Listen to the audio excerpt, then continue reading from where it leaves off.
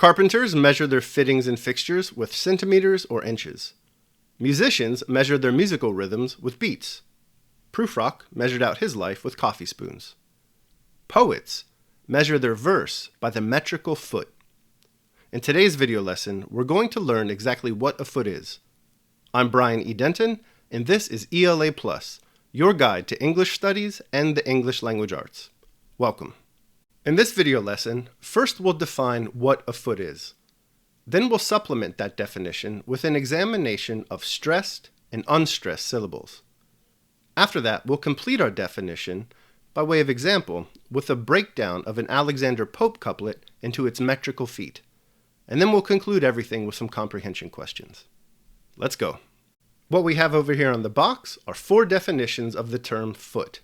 The first definition comes from the Norton Anthology of Poetry, and they define foot as the basic metrical unit in accentual syllabic poetry, consisting of 2 or 3 stressed and/or unstressed syllables in various combinations. Our next definition comes from the great book Understanding Poetry by Cleanth Brooks and Robert Penn Warren. They define foot as the metrical unit, a combination of 1 accented and 1 or more unaccented syllables.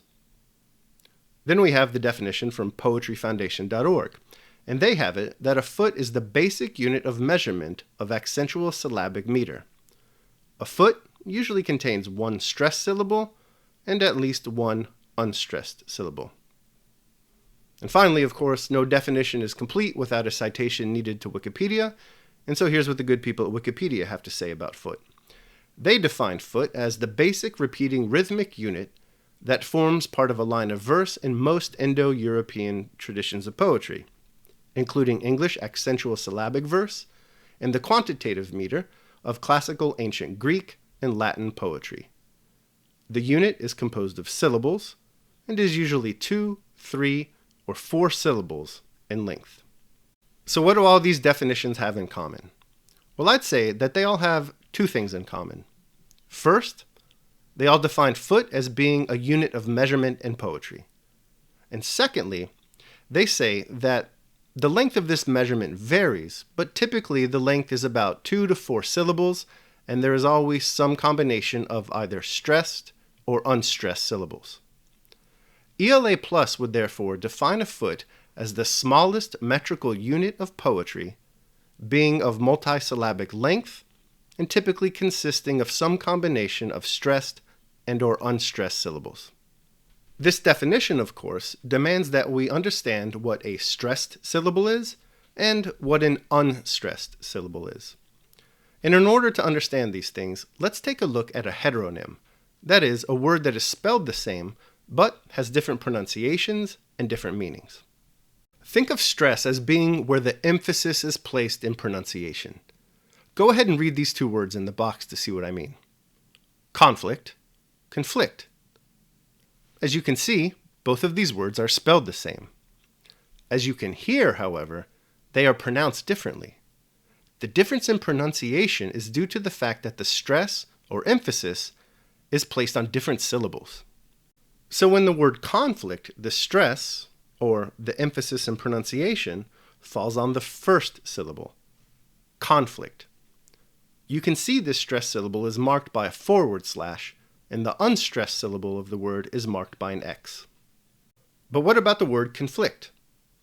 In the word conflict, the stress falls over the second syllable. The second syllable is the syllable that we emphasize when we pronounce the word, conflict.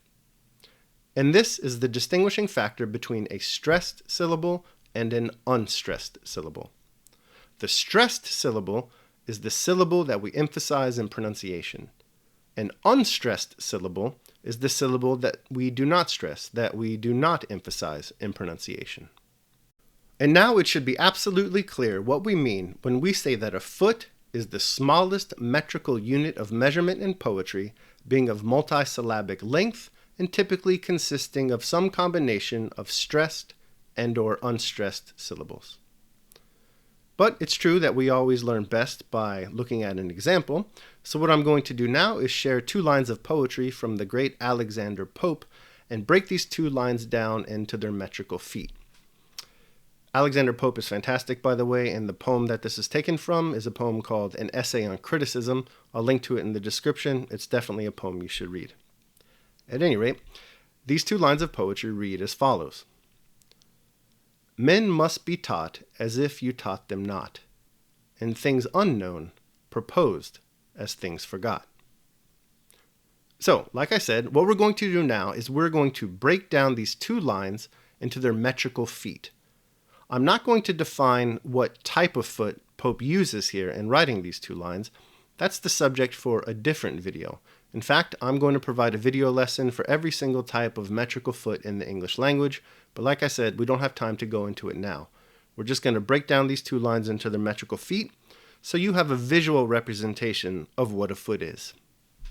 So we can see that each of these lines is divided into 5 feet, and each foot has 2 syllables. Do you see what makes a foot here? Well, remember our definition of foot. A foot is the smallest metrical unit of measurement in poetry, being of multisyllabic length and typically consisting of some combination of stressed and or unstressed syllables. Let's take a look at just the first foot of line 1 to see if it satisfies our definition. Okay, the first question to ask ourselves is this. Is this part of the line multisyllabic? Well, yes, it's multisyllabic. It consists of 2 syllables. That's multisyllabic. Good so far. Now, the second question we need to ask ourselves is, does this part of the line have some combination of stressed and or unstressed syllables? Yes, again. As you can see, we have an unstressed syllable followed by a stressed syllable. These 2 words, therefore, are a foot of poetry because they are multisyllabic in length and they feature some combination of stressed and or unstressed syllables. As you can see, every other foot of poetry in these 2 lines features the same pattern.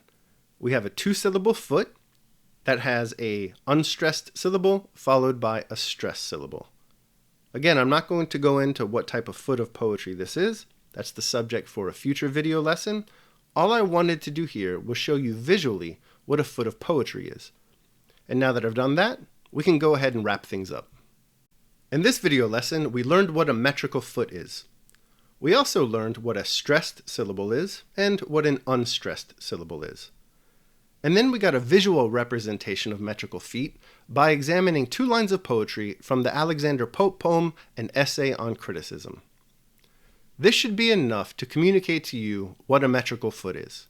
But just to make sure, let's go to some comprehension questions. Number 1, what is a foot? Number 2, what is a stressed syllable? Number 3, what is an unstressed syllable? Number 4, what syllable is stressed in the word motion? Number 5, what syllable is unstressed in the word picture? And number 6, what syllables are stressed and unstressed in the word poetry? Thank you for joining me today. This has been a video lesson defining the term foot. It's part of a series called the ELA Plus Guide to English Language Arts Terms. If you found this video helpful, please like the video and subscribe to the channel. ELA Plus is a free guide to English studies and the English language arts. I'm Brian E. Denton, and until next time, keep reading and take care of yourselves and others.